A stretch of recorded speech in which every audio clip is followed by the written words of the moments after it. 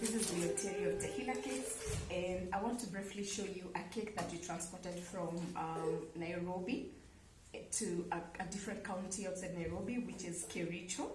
I think Kericho is a country. Yes, so Kericho County. And we brought this cake all the way from Nairobi from our bakery. Now, this cake is a whipped cream frosted cake. And I want us to see how the outcome is. I've not unwrapped the cake yet, so I want us to unwrap together. So I've just removed the, like greaseproof paper that I had used to cover these, these exits or entrances or these spaces, okay, these gaps. So I had used a greaseproof paper and masking tape. So I've just removed that. And now I want us to go ahead and remove this cake. How far is Nairobi to Kericho? How far is Kericho from Nairobi? How many kilometers? 380. So this cake has traveled 380 kilometers from our bakery to a CK church or environment setting compound in Kericho. This is a cake for rite of passage for our lovely son who successfully finished his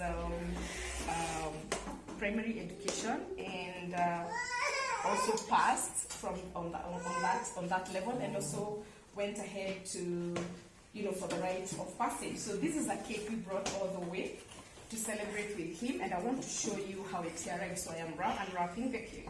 So when again you've asked me in times past that how am I able to package a tall cake, and this is how I do tall cakes. Basically, I just bring two boxes together and join them at this point, and then I'll go ahead and tuck in the flaps, and then go ahead staple them, and then cover any any available gaps, okay, for hygiene and stuff like that. So all right, so I'm uncovering the cake.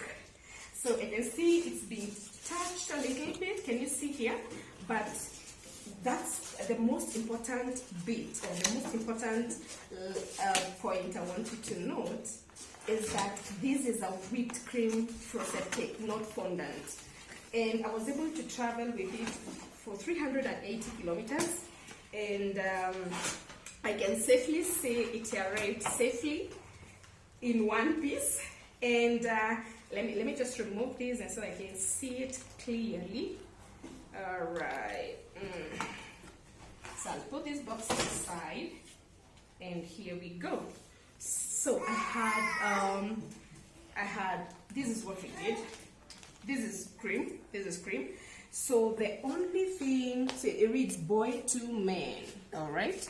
So the only thing that I feel I need to do a touch up is actually what? See, like these chocolate sparrows I had, they were standing up, right? So I'm just going to return them the way they were.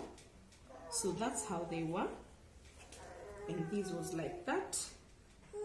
Okay, let me see the back side. It's intact, and this other side is intact. Now the only part that has been touched, or can I say bruised a little by the boxes, is this edge over here, and that's really not such a big deal. I can fix that.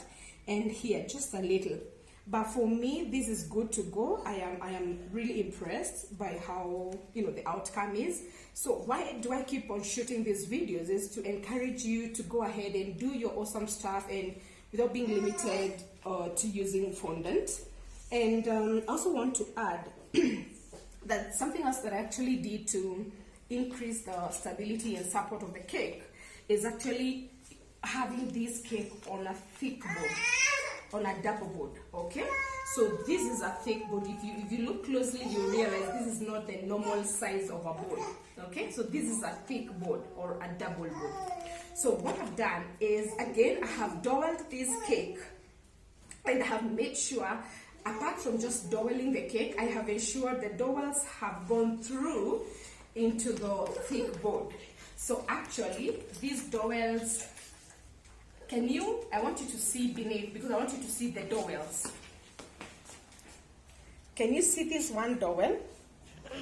I don't know if you can see that. Do you see this one, Dowell? So, Yeah. So what I'm trying to say is, to increase your stability and cake support, you actually go ahead and dowel your cake and allow the dowels to go straight past the cake into the thick board for more stability and support. So that's how even the cake I had previously, I had done a video for the cake that had gone all the way to Rongai in Nakuru, past Nakuru. I think you saw that video.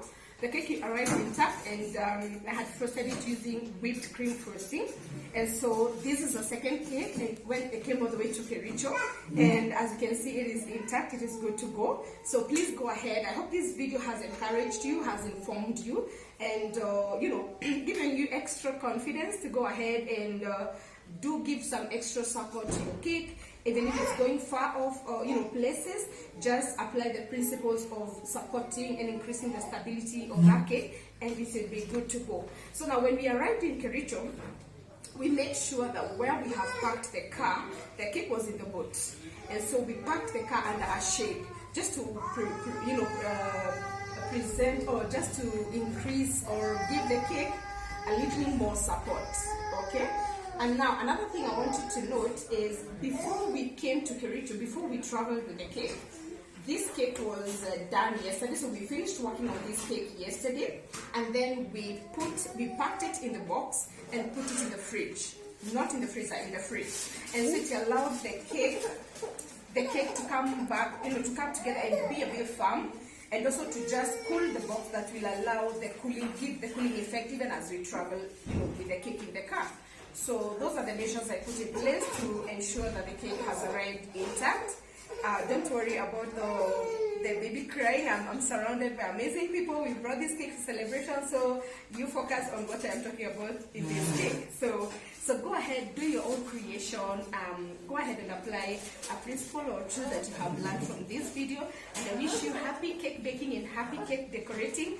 Post your video, post your outcome, your pictures in the comment section below, so that we can see. If you're going to post on FB, please tag me. We are Taylor Cakes and Catering on FB, or you can just tag me on Terry on FB. Let me see your work, and I'm sure I'll rejoice with you. Thank you so much, guys, for your time, and cheers.